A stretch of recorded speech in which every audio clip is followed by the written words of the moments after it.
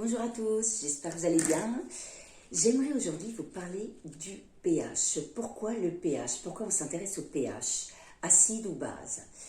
Alors le pH entre 0 et 7 ou base entre 7 et 14 est intéressant à connaître en faisant un petit pipi sur une languette sur un papier pH qui se présente comme ceci, que vous trouvez en pharmacie ou en magasin bio. Un pH entre 0 et 7 indique un acide et entre 7 et 14 une base. Alors, le deuxième pipi du matin, le pipi avant le repas de midi et le pipi avant le repas du soir, vous le notez précisément sur une petite feuille de papier et ceci pendant 3 semaines. Ensuite, vous faites le total, vous divisez par 21 x 3 jours, donc prise pendant 21 jours, 3 fois par jour, et vous notez le chiffre final. Et ce chiffre va être intéressant pour la simple raison que, voilà, il va indiquer si vous avez un pH entre 6,4 et 7,4, vous êtes bien. Vous êtes bien, pas d'acidose, pas d'alcalinose, tout va bien. Si vous êtes en dessous de 6,4, vous êtes un petit peu en acidose. Et si vous êtes au-delà de 7,4, vous êtes en alcalinose. Et voilà, il y a d'autres soucis qui se posent, bien évidemment. Alors, quels sont les facteurs pouvant contribuer à une variation de pH?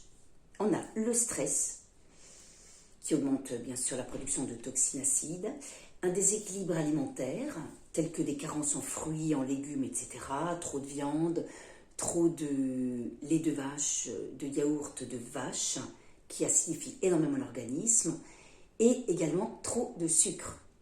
Le sucre, vous savez tout ce que c'est une chose à prendre énormément au sérieux afin de réduire les alcalinoses, les inflammations, etc. Voilà. Quels sont les effets d'un taux d'acidité trop élevé? Il y a d'abord une déminéralisation, mais aussi une fonte musculaire et également certains calculs rénaux dans certains cas. Une fatigue, une mauvaise haleine, une mauvaise digestion, un déséquilibre de la flore intestinale avec putréfaction, des urines chargées et une odeur forte, des douleurs musculaires et articulaires, des problèmes de peau tels que eczéma et psoriasis, une transpiration excessive, des crampes, des mycoses et des migraines. Rien que ça. Alors, qu'est-ce qu'on peut faire? Quels sont les aliments alcalinisants qui sont intéressants? Donc, manger des fruits. Le citron, c'est top. C'est acide, mais c'est top. Essayez d'en ajouter quelque part dans une bouteille d'eau, etc.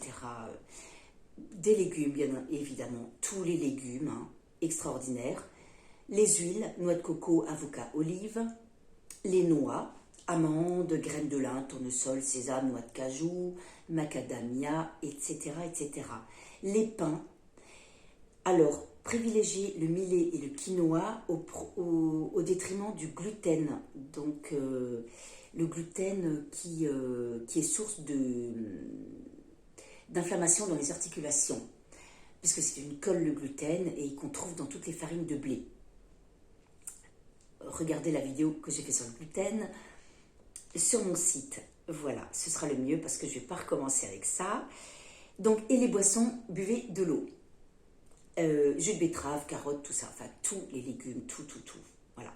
Ensuite, faites un peu d'activité, un peu de sport, de la marche, oxygénez-vous, rigolez. Faites l'oxygénation, la respiration 365, donc 3 fois par jour, pendant 5 minutes, inspirez, expirez sur 10 secondes, 6 fois par minute. Extraordinaire, pour retrouver une zénitude. Et enfin, voilà, donc on en reparlera. Faites votre test 3 fois par jour, donc le deuxième pipi du matin, le premier... le pipi avant le repas de midi et avant le repas du soir. Notez et on en reparlera. Voilà, faites-moi vos commentaires et on en reparlera. Voilà, Merci. Au revoir, prenez soin de vous.